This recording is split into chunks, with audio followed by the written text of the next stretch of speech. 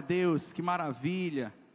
Eu fiquei muito ansioso aqui na hora da apresentação de Ian, viu, pastor Rinaldo? Suava frio aqui em cima, porque é uma responsabilidade muito grande, né?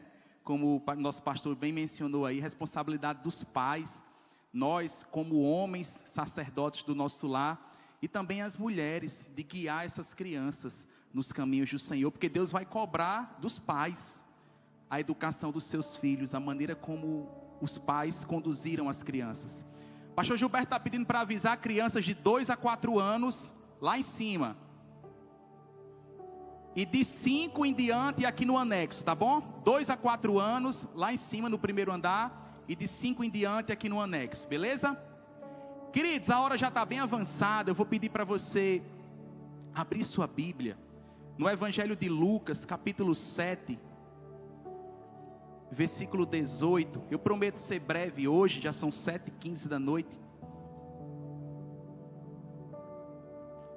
Lucas capítulo 7, versículos de 18 até o 23, a gente vai fazer a leitura nessa noite.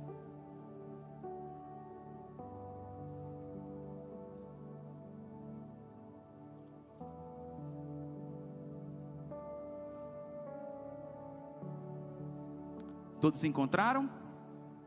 Leamos a palavra do Senhor que diz assim: todas estas coisas foram relatadas a João pelos discípulos, e João, chamando 2 deles, enviou-os ao Senhor para perguntar: você é aquele que estava para vir, ou devemos esperar outro?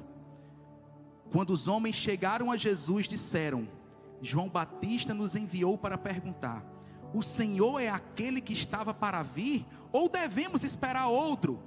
Naquela mesma hora, Jesus curou muitas pessoas de doenças, de sofrimentos e de espíritos malignos, e deu vista a muitos cegos. Então Jesus lhes disse: voltem e anunciem a João o que vocês viram e ouviram. Os cegos veem, os coxos andam, os leprosos são purificados, os surdos ouvem, os mortos são ressuscitados, e aos pobres está sendo pregado o Evangelho. E para a gente finalizar, o versículo 23 diz: bem-aventurado aquele que não achar em mim motivo de tropeço. Queridos, esse episódio aconteceu com um homem chamado João Batista. João Batista, ele é primo legítimo de Jesus, porque Isabel, sua mãe, era parenta de Maria, mãe de Jesus. E embora fosse primo de Jesus, João Batista só veio conhecer a Cristo quando ambos já eram adultos. Eles já tinham ali mais de 30 anos de idade. Embora fossem primos, eles não se conheceram ali na fase da criança. Eles não brincaram juntos, eles não estudaram na mesma escola, eles não moravam no mesmo bairro. Pelo contrário, moravam em cidades distantes umas das outras. E a história de João Batista é muito curiosa, porque o pastor Rinaldo, quando foi fazer a apresentação de Ian, falou que Ian é um milagre de Deus. E João Batista também é um milagre de Deus. A sua mãe, Isabel, já era avançada em dias, uma mulher idosa. O seu pai, Zacarias, também já era um homem idoso. E a Bíblia diz que já havia passado o tempo de ambos terem filhos. Então, do ponto de vista humano, era impossível João Batista nascer. Mas aí aparece quem? O anjo Gabriel. O anjo Gabriel aparece para Zacarias. Zacarias é o pai de João. Zacarias é um sacerdote que serve no templo em Jerusalém. E a Bíblia diz que o anjo Gabriel aparece para Zacarias quando Zacarias está servindo no templo. E o anjo anuncia: Zacarias, daqui a 1 ano, a tua mulher conceberá e dará à luz a um filho. E você o chamará de João, que significa o Senhor é favorável. A Bíblia diz que Zacarias não acreditou na palavra do anjo. Venhamos e convenhamos, ele já era um homem de idade. E é justamente esse questionamento que ele faz ao anjo. Ele diz: como posso eu, sendo velho, minha esposa já sendo velho e tendo passado o costume das mulheres de ter filho, como pode agora ela engravidar e dar à luz a um menino? E a Bíblia diz que porque Zacarias desconfiou e não acreditou na profecia do anjo Gabriel, ele ficou mudo até o dia que o seu filho João veio a nascer. João Batista, ele tem uma diferença de idade com Jesus de aproximadamente 5 a 6 meses. Primeiro, Isabel, sua mãe, engravidou através da profecia do anjo, e Zacarias ficou mudo o tempo inteiro. Isabel, por ser uma mulher já de idade, talvez com medo do que as pessoas iriam falar na comunidade em que ela morava, a Bíblia diz que ela ficou reclusa dentro de casa, e ela não sai mais de casa durante todo o restante da sua gestação, até o dia em que o mesmo anjo Gabriel, agora que tinha aparecido para Zacarias, aparece para Maria e diz: ei, você também vai conceber, mas ao contrário da sua prima Isabel, você vai conceber e vai dar à luz ao Salvador do mundo. Esse menino que está aí no seu ventre, ele vai salvar o povo dos pecados deles. Maria era uma jovem, e olha o contraste aqui. Isabel, sua prima mais velha, já era idosa. Maria, uma jovem menina. Alguns estudiosos chegam a chutar ali que Maria tinha 14, 15, no máximo 16 anos de idade. Uma menina em formação. E agora essa jovem menina vai se tornar uma mulher e mãe do Salvador do mundo. Quando Isabel, sua prima mais velha, fica sabendo que Maria está grávida pelo Espírito Santo, Isabel decide sair de casa, e ela vai visitar Maria. E quando ela chega para se encontrar com Maria, acontece algo extraordinário, irmãos. João Batista, que já estava no ventre de Isabel há cerca entre 5 e 6 meses, a Bíblia diz que aquela criança começa a saltitar no ventre da sua mãe, mas era saltitando de alegria, porque no ventre da sua mãe, aquela criança reconheceu que no ventre de Maria estava o Messias, o Salvador do mundo. Essa talvez tenha sido a última vez que elas se viram. A Bíblia não relata mais muita coisa, como foi a vida de Isabel e de Maria, se elas se encontraram outras vezes, muito provavelmente não. Ali foi um encontro de conhecimento, mas também um encontro de despedida. Até que 30 anos depois, Jesus já é homem adulto, João Batista já é um homem também. E é justamente esse texto que nós acabamos de ler. João Batista, irmãos, era diferente dos pregadores modernos, que visam dinheiro, fortunas, estruturas. João Batista era um homem simples. Ele não tinha uma igreja confortável como essa. Ele não tinha ar-condicionados. Ele não andava de carro do ano. Pelo contrário, ele andava no chão descalço. Vivia no deserto. A sua alimentação não eram finas iguarias, pelo contrário, era gafanhotos e mel silvestre, produzido pelas abelhas. E o mais interessante de tudo isso, é que quando Jesus fala sobre João Batista, ele diz assim: em verdade eu digo a vocês, que dos nascidos de mulher, não há ninguém maior do que João. E João começa a pregar no deserto da Judeia, um batismo de arrependimento. E a pregação de João era essa: arrependam-se, porque é chegado o reino de Deus. O que João está querendo dizer? Ele está dizendo: arrependam-se, porque o Messias chegou, a salvação chegou. Mas nem a vida de João, nem a vida de Jesus foi fácil. Quando Jesus nasceu, e vocês conhecem a história, e dia 20 aqui, no The Chosen, vai trazer essa história. sobre Maria, José e Jesus.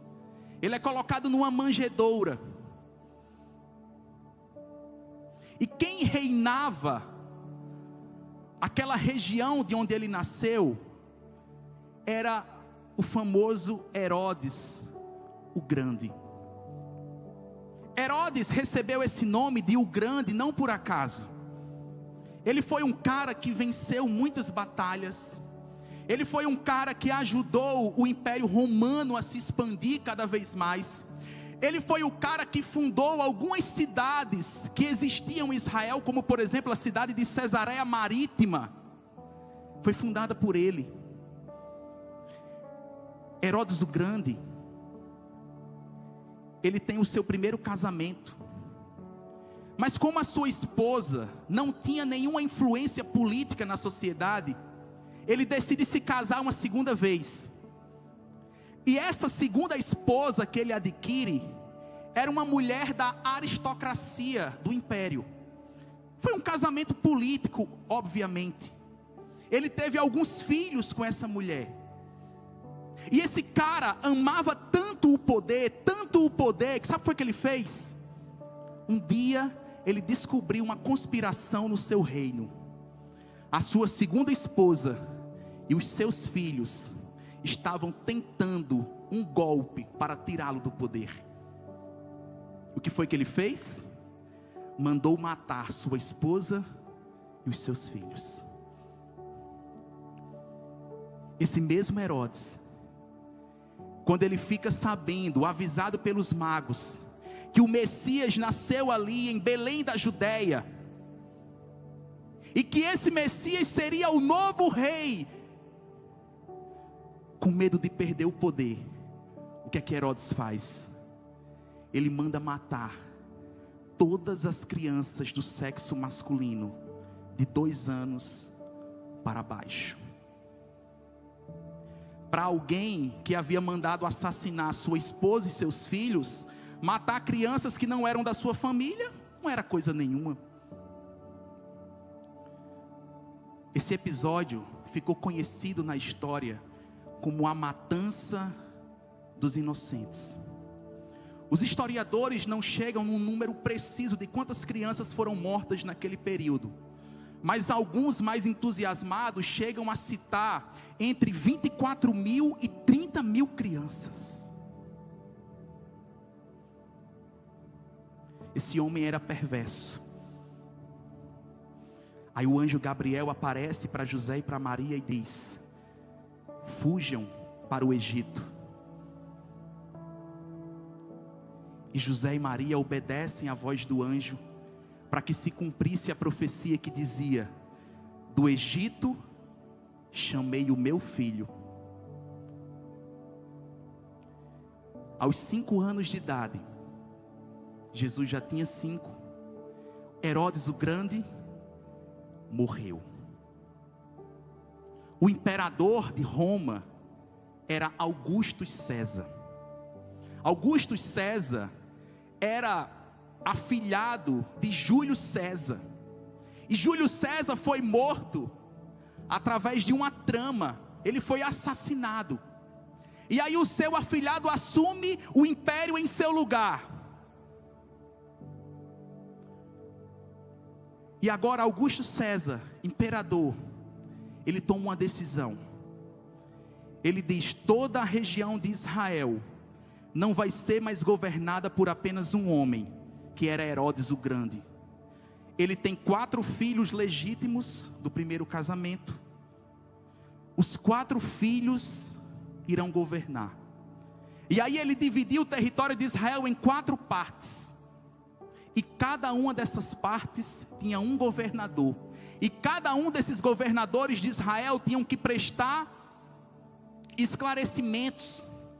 Estavam sob o domínio do império maior, que era o império de Augusto César.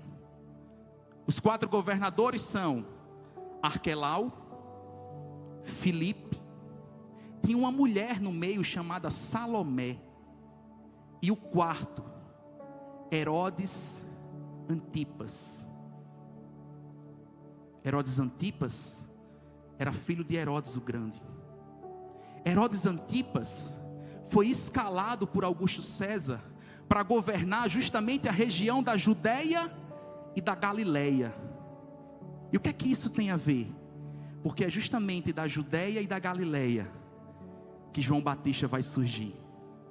A Bíblia diz que ele surge pregando no deserto da Judeia. Herodes Antipas, talvez por ver o seu pai, a forma como seu pai conduzia as coisas, a forma como seu pai tratava os relacionamentos, não sei. Mas Herodes Antipas, ele tomou uma decisão um tanto quanto louca. Ele se apaixonou, ele já era casado e ele se apaixona por outra mulher. Só que o detalhe, essa mulher por quem ele se apaixona, era sua cunhada. E João Batista está no deserto pregando. E quando ele fica sabendo que Herodes Antipas deseja se casar com a sua cunhada, ele começa a exortar Herodes, começa a exortar a mulher, e começa a dizer que aquilo é errado aos olhos de Deus, que eles vão pagar o preço daquilo que eles estão fazendo. Até que Herodes, seduzido pela paixão, decide ouvir a voz da esposa ou da mulher que ele queria se casar, e ela pede a cabeça dele, a cabeça de João Batista em uma bandeja. É nesse contexto em que João Batista é preso. É preso porque falou a verdade. É preso porque anunciou aquilo que desagrada a Deus. E esse texto que nós lemos de Lucas 7, João está justamente na prisão, porque denunciou um casamento ilícito. Lembram que eu falei que João não chegou a conhecer Jesus quando criança? Então quando Jesus ele vai tornando notório o seu ministério, João já tinha uma legião de seguidores. João se preocupa e manda perguntar.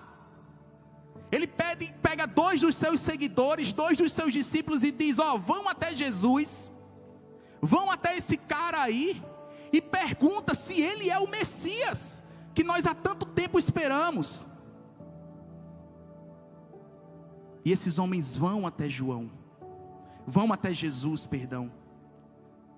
E ao chegar perto de Jesus, é interessante que eles fazem os seus questionamentos, e mais interessante é a maneira como Jesus reage a esses questionamentos. Porque Jesus poderia repreendê-los ali, Jesus poderia se calar, mas Jesus, ele mostra na prática que ele era o verdadeiro Messias. A Bíblia diz que quando os discípulos chegaram e perguntaram a Jesus se ele era o Messias, porque João estava perguntando, o versículo 23 diz: os cegos veem, os coxos andam, os leprosos são purificados, os surdos ouvem, os mortos são ressuscitados, e aos pobres está sendo pregado o Evangelho. João, num determinado momento da sua caminhada, ele teve uma certa desconfiança se aquele era de fato o Messias. Isso é natural do ponto de vista humano. Eles não se conheciam. E essa atitude de João de mandar pessoas para testemunhar se era de fato o Cristo ali, é muito parecido com a nossa atitude também. Quantas vezes, diante de uma situação difícil, a gente se questionou se Deus estava presente ali ou não?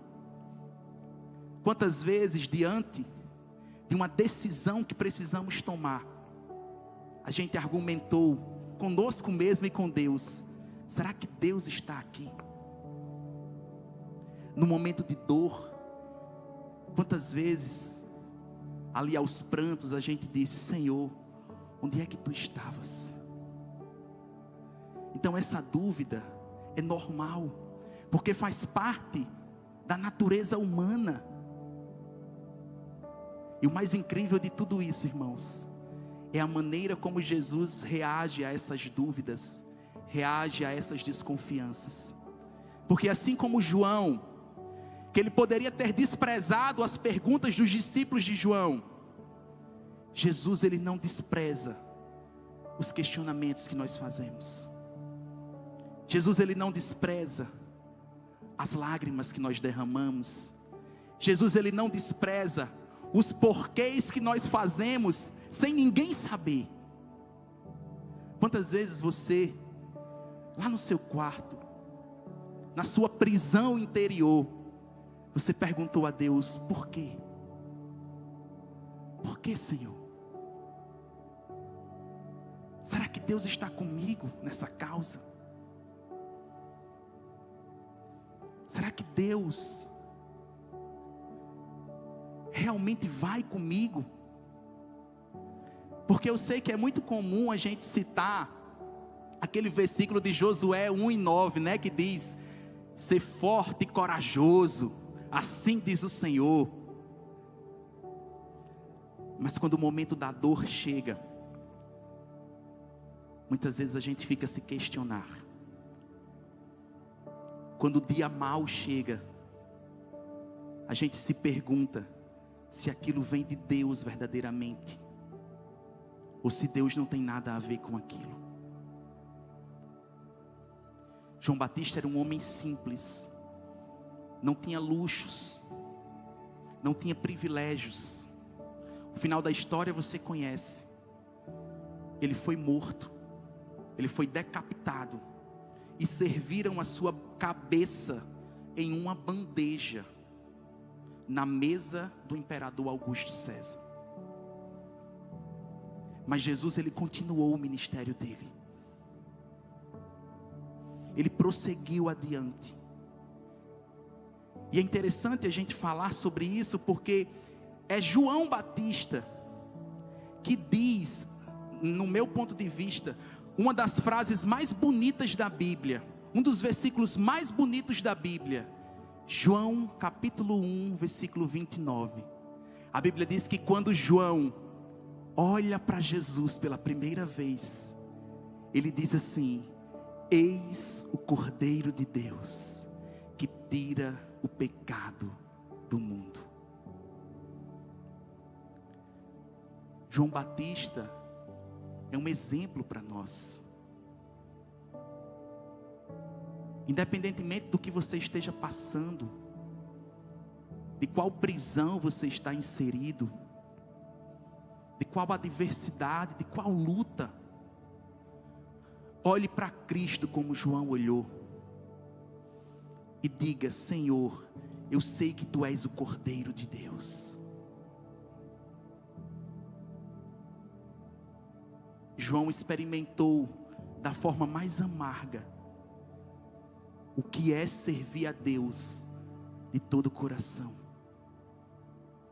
dando a sua própria vida por amor ao Evangelho. A nossa vida hoje é muito cômoda, irmãos. Nós temos uma igreja para se congregar, nós podemos anunciar Jesus Cristo nos 4 cantos da cidade. A gente estava até tentando fazer um culto numa praça dessas públicas. Aí na primeira porta que se fechou, a gente começou a questionar, não foi? É porque eles não querem liberar. Ei, mas tem tantas outras praças para a gente fazer. Quantas vezes, irmãos, a gente se prende a coisas pequenas e deixam aquilo abalar a nossa fé. Muitas vezes a gente olha para Deus assim com desconfiança mesmo, né? Assim olhando meio que de lado. Porém, o mais incrível de tudo isso é que em nenhum momento Jesus aponta o dedo para a gente e nos coloca para baixo. Pelo contrário, Ele usa a situação para nos ensinar as mais valiosas lições da nossa vida. Por isso eu digo para você nessa noite, que Jesus, Ele não é um Deus só de teoria. Ele é um Deus prático. Ele é um Deus que se relaciona. É um Deus que vai aí onde você está nesse exato momento. E Ele entra no seu coração. Ele entra na sua mente. Ele sabe quais coisas estão aprisionando você. Ele sabe quais dúvidas estão passando aí na sua cabecinha. E assim como Ele fez com João, Ele mostrou na prática o que Ele pode fazer e transformar. Ele também pode fazer com você.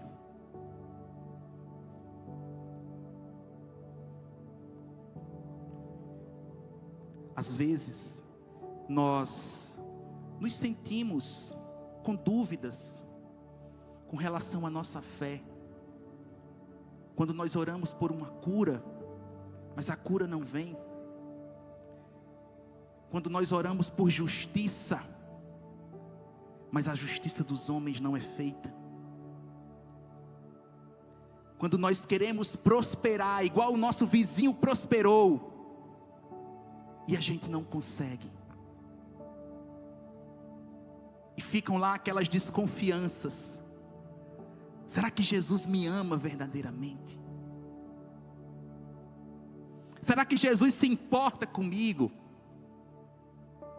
Por que Jesus só ouve a oração do irmão fulano de tal e não escuta a minha? Por que Beltrano tem uma vida tão boa e a minha é essa miséria?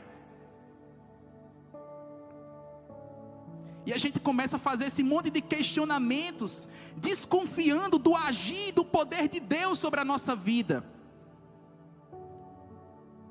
Mas eu quero dizer para você, quando a dúvida surgir na sua vida, e eu sei que vão surgir muitas vezes, volte-se para as evidências. Lembre-se de tudo aquilo que Deus já fez por você.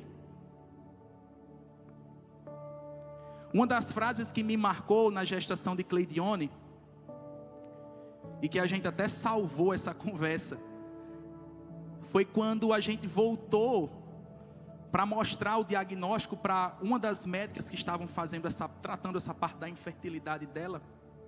E quando a médica soube que Cleidione estava grávida, ela disse uma frase que a gente nunca vai esquecer. Ela disse assim: como é lindo o agir de Deus na vida de vocês. Nós médicos somos muito limitados. Então sempre que a dúvida surgir, que o questionamento aparecer, lembre-se daquilo que Deus já fez por você. Olhe onde você está hoje.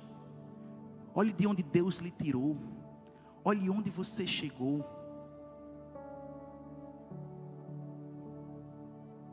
Olhe quanta coisa você ainda pode alcançar na sua vida. Mas acima de tudo, meu irmão e minha irmã, jamais negocie os seus princípios. João não negociou a verdade em troca de um privilégio, e foi morto por conta disso. Muitas vezes, você defender a sua fé vai lhe tirar o sono, vai lhe perturbar, vai lhe incomodar, vai fazer você criar inimizades até dentro da sua família. Aquelas pessoas que você achava que podia confiar, vão lhe dar as costas. Porque quando João foi preso e decapitado logo em seguida, nenhum dos discípulos dele estava lá. Ele estava sozinho. Mas sabe quem contemplou tudo isso? O próprio Deus. Então, quando essas coisas acontecerem, se ninguém estiver do seu lado, lembre-se que Jesus está. Ele está vendo, está contemplando. E Ele pode transformar a sua história, a sua vida. Eu já estou finalizando essa mensagem. Quero convidar o Ministério de Louvor para se colocar aqui. Eu quero convidar você também a ficar de pé.